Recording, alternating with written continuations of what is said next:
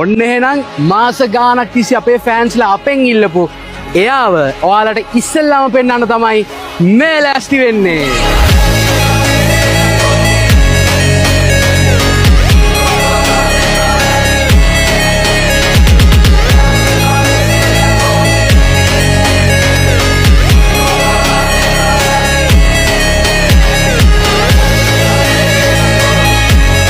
අපි ඔක්කොටම ඉස්සෙල්ලා මේ බස් එකේ එළියට අපි කරලා තියෙන වෙනස්කම් ටික කීම් බලමු.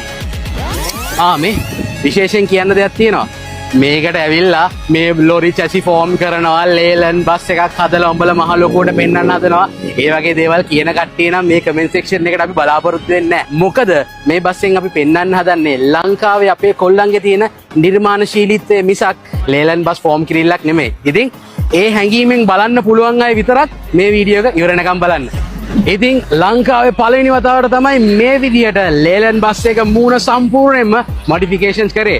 ඔව්. ඉතින් කලින් බස් වලත් ලයිට්ස් එකක් දාලා පොඩි වෙනස්කම් කරලා තියෙනවා. හැබැයි මේ බස් එකේ අපි ඔයා එන්න ළඟට King Long AC බස් එකට එන ලයිට්ස් එකක් සම්පූර්ණයෙන්ම අපි ලේලන් හෙඩ්ලයිට්ස් අයින් කරලා ෆික්ස් කරලා බෆර් එකත් සම්පූර්ණයෙන්ම ජපනීස් වෙහිකල් එකක වගේ ජපනීස් බස් එකක වගේ පෙනුමක් එන්න අලුතෙන්ම හදලා විශේෂම දේ එන්න ළඟට